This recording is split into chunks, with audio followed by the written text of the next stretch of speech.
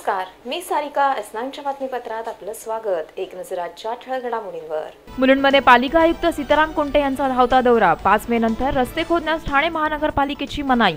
सहाय्यक पोलीस आयुक्त वसंत ताजणे आज सेवानिवृत्त. ताजणे यांच्या सन्मानार्थ मुलुंड पोलीस स्थानकात भव्य निरोप समारंभ कार्यक्रमाचे आयोजन.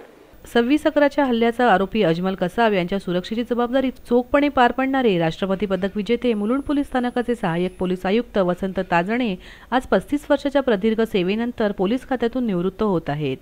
कर्तव्यनिष्ठ आणि निष्कलंक सेवा बजावणाऱ्या एसीपी वसंत ताजणे यांच्या सन्मानार्थ मुलुंड पोलीस स्थानकात निरोप समारंभाचे आयोजन केले होते. याप्रसंगी सत्कारमूर्ती वसंत ताजणे यांचे आगमन होताच उपस्थितांनी टाळ्या वाजवत वसंत ताजणे यांना मानवंदना दिली. तर मुलुंड पोलीस परिसरातील प्रतिष्ठित नागरिकांनी वसंत ताजणे यांना पुष्पगुच्छ देत भावी आयुष्यासाठी शुभेच्छा देत आपला आदर व्यक्त केला. या कार्यक्रमाचे आयोजन मुलुंड पोलीस स्थानकाचे वरिष्ठ पोलीस निरीक्षक फुलसिंग पवार यांनी केले होते. त्यांच्यासोबत मंचावर पोलीस निरीक्षक मनसुख तसेच पोलीस निरीक्षक मुकुटराव उपस्थित होते. पोलीस निरीक्षक मुकुटराव यांनी वसंत ताजणे यांच्या पोलीस दलातील कारकिर्दीची माहिती उपस्थितांना दिली. आपले सत्कारमूर्ती माननीय श्री वसंत ताजणे साहेब मुलुंड विभागाचे सहाय्यक पोलीस आयुक्त हे 30 एप्रिल रोजी 35 वर्षाच्या सेवेनंतर निवृत्त होत आहेत.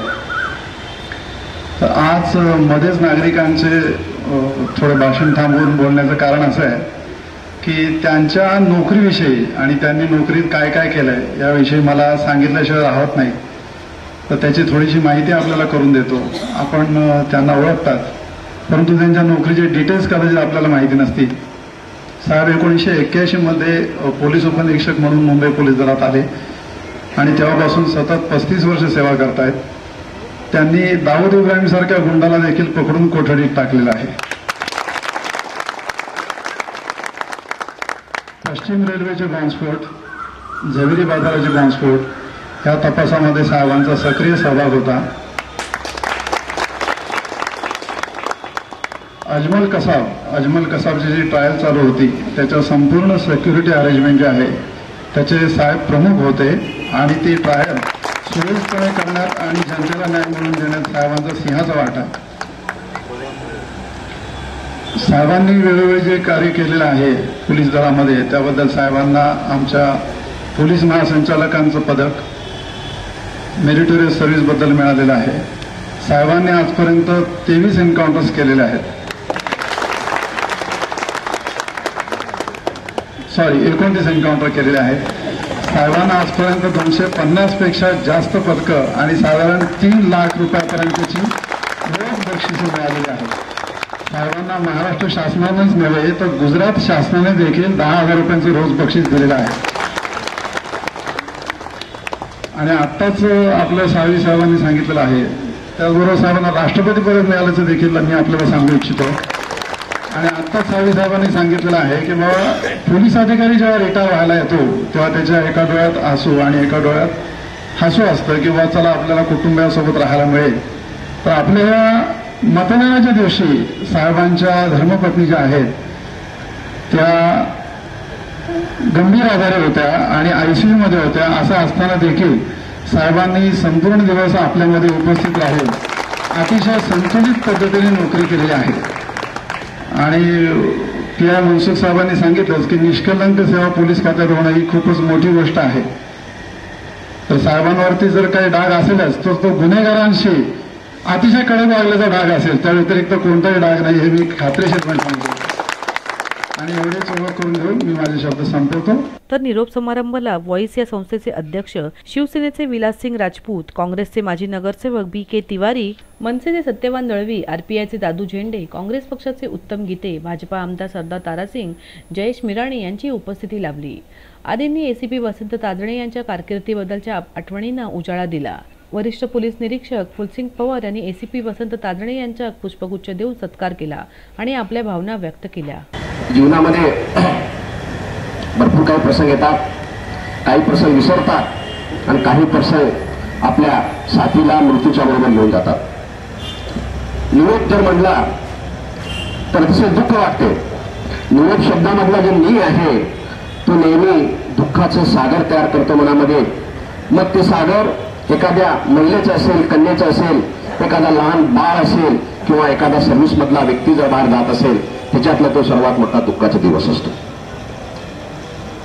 लोकांना वाटते की आपण पोलीस अधिकारी किंवा सेवेतून निघत होतो त्यावेळेला आपल्या कुटुंबाबरोबर राहतो. पण मी सांगेन की कुटुंबाबरोबर राहत नाहीये, कारण त्याचे विचार, त्याचं मन, त्याचं हृदय 35 वर्ष हे समाजाशी जडलेलं असते, सेवेशी जडलेलं असते, म्हणून तो कधी तुटत नाही आणि ती अशक्य गोष्ट आहे. निरोप 4 गोष्टीमध्ये घेतले जातात. जेव्हा माता 9 महिने उदरामध्ये बाळ घेत असते, त्याचं वाढ करत असते, त्याची समृद्धी करत असते, आणि ज्या वेळेला उदरातून बाळ 9 महिने 9 दिवसांनी बाहेर पडत असते तेव्हा सर्वात दुःख होत असते त्या उदराला. दुसरा निरोप असतो की ज्या वेळेला त्या व्यक्तीचा साथ एका आपल्या सौभाग्यवती पत्नीशी असते, त्यावेळेला त्या ममतेचं दुःख ज्या वेळेला असते, मुलाचं लग्न बघत असते, पण सर्वात जर दुःख असेल तर त्या मातेला. चौथा दुःख आहे ज्या वेळेला सर्व्हिसमधून बाहेर पडतो, 35 वर्ष सेवा करत असतो आणि सर्व काही सोडून हा आपण एखादा जुदाई करतोय, विदाई करून आपण निघून जातो असतो, तो एक निरोप असतो.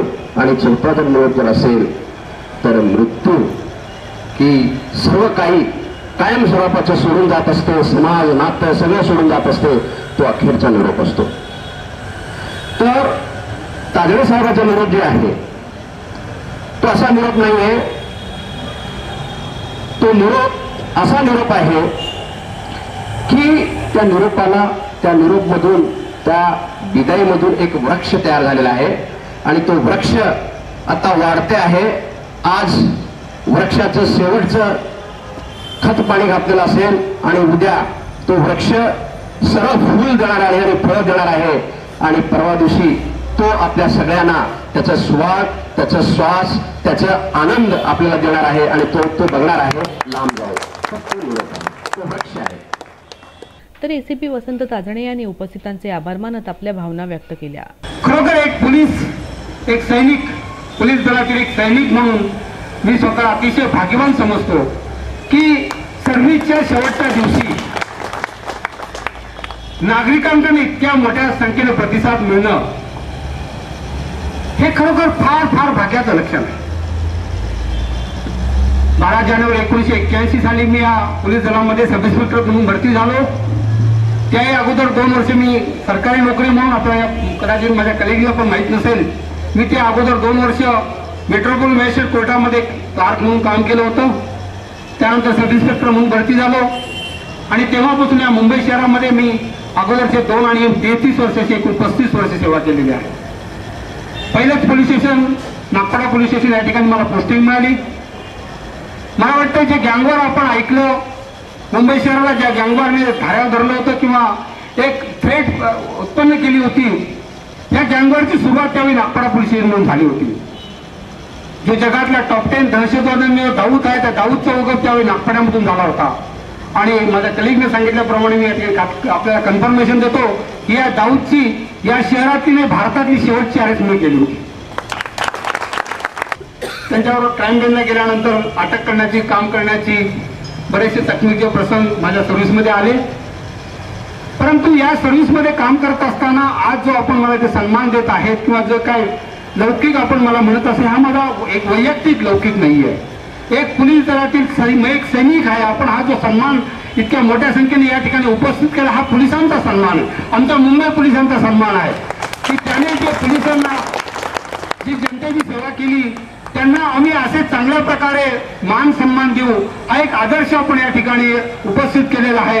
आणि मला वाटतं या निमित्तानं ही प्रेरणा अनेक या ठिकाणी उपस्थित असलेल्या सर्व अधिकारी अंमलदारांच्या मनामध्ये जागृत होईल की आपण असं काय ते केलं पाहिजे.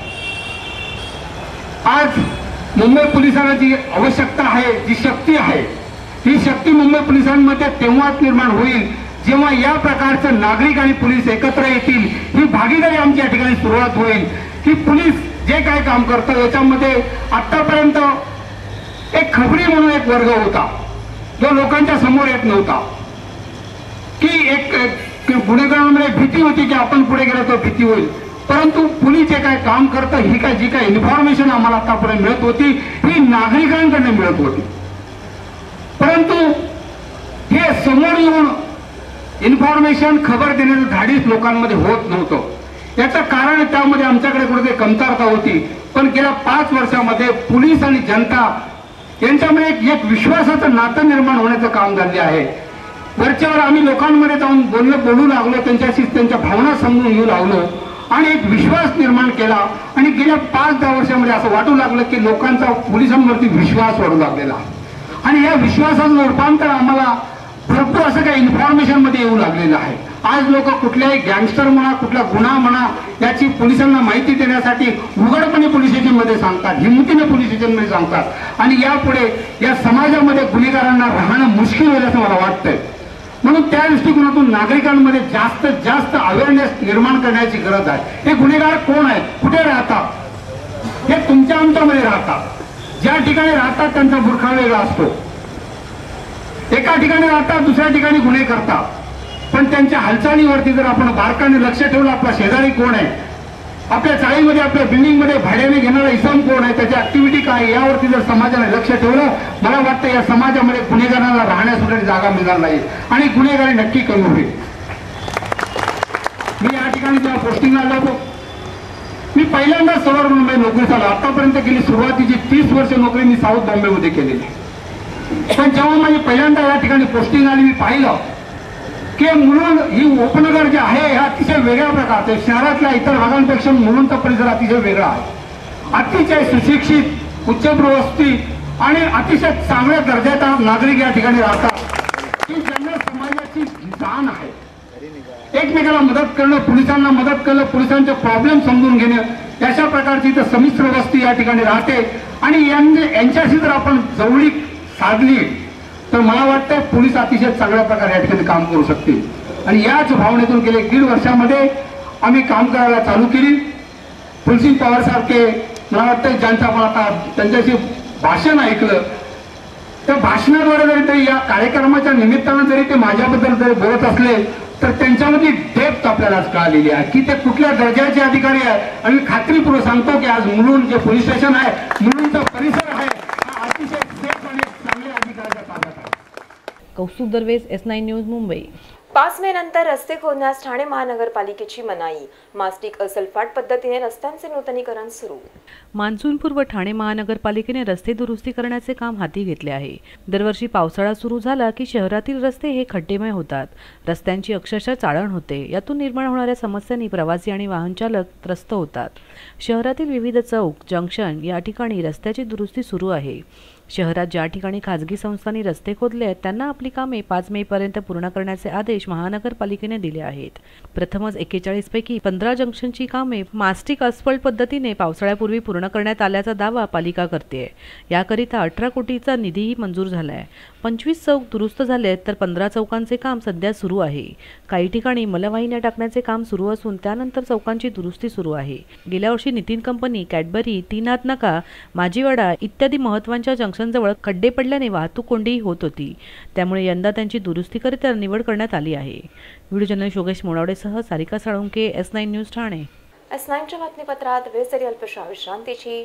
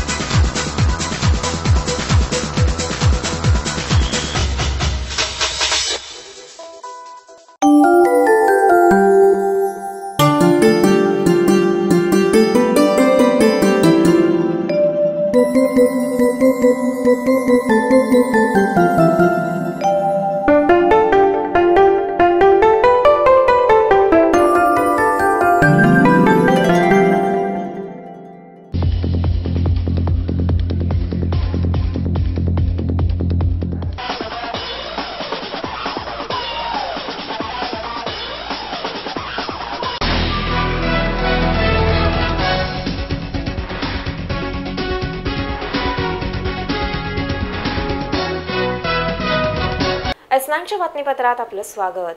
जलाराम बाप्पा मंडई, स्मशानभूमी आणि धोकादायक इमारतींची पाहणी करण्याकरता पालिका आयुक्त सीताराम कुंटे यांचा धावता दौरा केवळ फार्स असल्याचा माजी नगरसेविका मनोरमाताई पाटील यांचा आरोप. मुंबई महानगरपालिकेचे आयुक्त सीताराम कुंटे यांनी पूर्व उपनगरांना भेट देत मुलुंड परिसराचा धावता दौरा केला. नुकतीच लोकार्पण करण्यात आलेली संत जलाराम बाप्पा मंडई, मुलुंड डम्पिंग रोड परिसरातील स्मशानभूमी आणि मुलुंड परिसरातील धोकादायक इमारतींना आयुक्त सीताराम कुंटे यांच्या पाहणी पथकाने भेट दिली. यावेळी टी वॉर्डच्या सहाय्यक आयुक्त चंदा जाधवही उपस्थित होत्या. या पथकाने धावता दौरा करत या जागांची पाहणी केली, परंतु यावेळी त्यांनी परिसरातील नागरिकांशी समस्यांवर चर्चा न करता पाहणी करण्याचे सोपस्कार पार पाडले. या पाहणी पथकासोबत माजी नगरसेविका मनोरमाताई पाटील होत्या. त्यांनी आयुक्त सीताराम कुंटे यांच्यासमोर नागरिकांच्या समस्या मांडल्या, परंतु लाल फितीचा कारभार करणाऱ्या प्रतिनिधींनी स्थानिकांशी चर्चा न करताच आपला धावता दौरा चालू ठेवल्याने हा पाहणी दौरा म्हणजे निव्वळ धुळफेक असल्याचा आरोप माजी नगरसेविका आणि ज्येष्ठ समाजसेविका मनोरमाताई पाटील यांनी S9शी बोलताना केला. त्यांनी कमिशनर साहेब, कुंटे साहेब स्वतः आले तेव्हा आम्हाला असं पब्लिकला वाटलं की आता ह्या बिल्डिंगचं काहीतरी चांगलं होणार आहे, ज्या निकामी झाल्या आहे, रात्री पडतील की आता थोड्या वेळाने पडते. परंतु त्यांनी नुसता तो शो केलेला आहे. लोकांना फसवायला शो करतो तसा हो, कावळा उडाला का, झाड पडलं का, अशा तऱ्हेने त्यांनी ते पाहिलं आणि ते निघून गेले. ना राहणाऱ्या रहिवाशांना जे धोक्यामध्ये पत्करून राहतात त्यांना विश्वासात घेतलं ना. तो बिल्डर कोण आहे, तो काम करत नाही आहे, तो दाखवला नाही आहे. आणि उद्या किंवा किती दिवसाच्या मुदतीत ह्या बिल्डिंगचं काम सुरू करणार आहे पाडून, किंवा पर्यायी तुम्हाला आम्ही कुठेतरी इतक्या दिवसासाठी देणार आहे, हे आम्हाला काही आश्वासन पब्लिकला दिले नाही आहे. त्यामुळे आमचा त्या पाहणीला विरोध झालेला आहे. कारण त्यांनी फक्त शो केला, रोड शो करतो तसा शो केला. म्युन्सिपाल्टीच्या गाड्या आल्या आणि गेल्या. व्हिडिओ जर्नलिस्ट विनोद जाधवसह कौस्तुभ दरवेस, S9 न्यूज, मुंबई. 52 लाख रुपये किमतीचा माल वाहणाऱ्या कंटेनर ट्रक चोरीचा गुन्हा ठाणे ग्रामीण पोलिसांनी केला उघड. फ्युचर ग्रुपतर्फे श्री मयुरेश ट्रान्सपोर्टकडे भिवंडीहून नागपूरला वेगवेगळ्या कंपनीच्या जीन्स पॅन्ट, कपडे, वातानुकूलित संच आणि इतर इलेक्ट्रॉनिक्सचा 52 लाखाचा माल 25 मार्चला सोपविण्यात आला होता. ट्रक ड्रायव्हर लाल बहादूर उर्फ सोनू उर्फ बबलू माया सिंग हा नुकताच ट्रान्सपोर्ट कंपनीवर रुजू झाला होता. ट्रक ड्रायव्हरने ट्रान्सपोर्टचे मालक मिलिंद वडके यांनी कंटेनर ट्रक हा शहापूर जवळील हायवेवर पोलिसांनी अडवल्याची माहिती दिली. त्यानुसार मालक मिलिंद वडके यांनी हायवेवर जाऊन पाहिले असता त्यांना रिकामा ट्रक आढळला, तर खोटी माहिती देऊन ट्रक चालकाने आपली फसवणूक केल्याचे त्यांच्या लक्षात आले. फिर्यादी मिलिंद वडके यांनी पोलीस आयुक्तालयातील वरिष्ठ अधिकाऱ्यांना भेट देऊन गुन्हा उघडकीस आणण्याची विनंती केली. त्यानुसार ठाणे ग्रामीणचे अपर पोलीस आयुक्त रवींद्र सिंगल यांनी आपल्या पथकासह मोबाईल तंत्रज्ञानाचा तपास करून 3 आरोपींना अटक केली. 47,000 रुपये किमतीचा माल हस्तगत करण्यास भिवंडी गुन्हा शाखा पथकास यश आले. लाल बहादूर उर्फ सोनू उर्फ बबलू माया सिंग, शीतल राजनाथ प्रसाद उर्फ पंडित राजनाथ तिवारी, अब्दुल उर्फ राजू वाहक अटक आरोपींची नावे आहेत. गुन्हा शाखेचे अपर पोलीस आयुक्त रवींद्र सिंगल यांनी या प्रकरणाची माहिती S9शी बोलताना दिली. एक 23 मार्चला श्री मयुरेश्वर ट्रान्सपोर्ट आहे, ते फ्युचर ग्रुप जे आहे त्यांच्या हे माल वगैरे ट्रान्सपोर्ट करतात. त्यांना माहिती मिळाली 25 लाख की आमच्याकडून जे ट्रकमधून माल पाठवतो ते गहाळ झालेलं आहे, कोणतरी ते घेऊन गेलेलं आहे. आणि ती माहिती त्यांनी दिली की त्यांच्या जो नवीन एक ड्रायव्हर त्यांनी ठेवलेला होता ते लाल बहादूर सोनू, तो यांनी सगळा व्यवहार केलेला आहे. तर ते झाल्यानंतर त्याच्यात ते गुन्हा आपला पोलीस ग्रामीण पोलीसमध्ये एक दाखल केला होता शहापूर पोलीस स्टेशनमध्ये, आणि ते 52 लाखाच्या त्याच्यात माल गेला होता.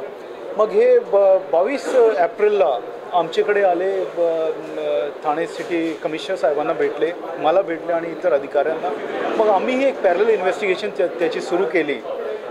पॅरल इन्व्हेस्टिगेशन करताना आम्हाला काल जे आहे याच्याबद्दल सगळी माहिती मिळाली आणि ते आरोपी अटक झाला.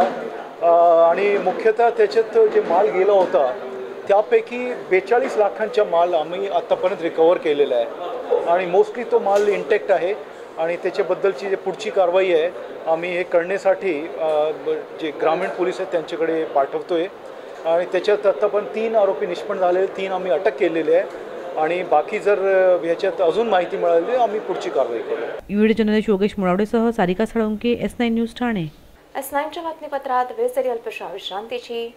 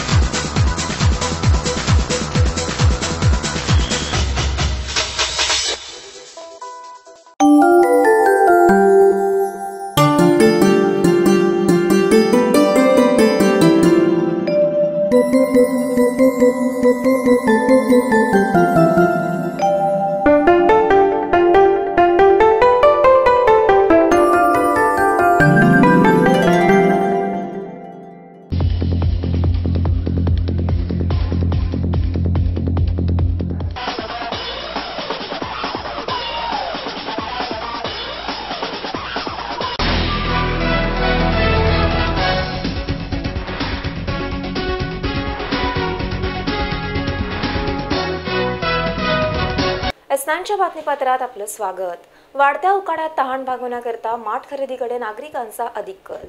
शहरात गरमी ही दिवसेंदिवस वाढतच आहे. या गरमीमुळे हैराण झालेले नागरिक आपली तहान भागवण्याकरता घराबाहेर पडल्यावर शीतपेय, लिंबू सरबत, ज्यूस, नारळ पाणी यांसारख्या विविध पेयांचा वापर करतात. तर घरी फ्रीजमधील थंड पाण्याचा अधिक वापर केला जातो. प्राचीन काळात मातीच्या मडक्यातील थंडगार पाणी पिऊन तहान भागवली जात असे. मात्र विज्ञानाच्या प्रगतीनंतर घरोघरी माठाची जागा ही आता फ्रीजने घेतली आहे. तरी देखील वाढत्या उकाड्यामुळे नागरिक थंडगार पाण्याकरिता सध्या माठाची खरेदी करताना दिसत आहेत. कुंड्या, विविध प्रकारची झाडं ठेवणाऱ्या विक्रेत्यांकडे सध्या माठाची मागणी ही मोठ्या प्रमाणात वाढली आहे. वाढत्या महागाईमुळे माठाच्या किमतीत 30 ते 40 रुपयांनी वाढ झाली आहे. तर विविध आकार आणि उंचीतील माठ सध्या विक्रीसाठी उपलब्ध आहेत. धूप बढ़ गई है, मटका खरीदने का रहा कम चल रहा है, ग्राहक अभी उतना फॉर्म में नहीं है. 150 से लेके 100 रुपये से लेके 500 तक है. कहाँ से ये सब मटके लाते हो और क्या? गुजरात से आता है, राजस्थान से आता है. पिछले साल 200 था, अभी 240 और 250 रुपये हो गया.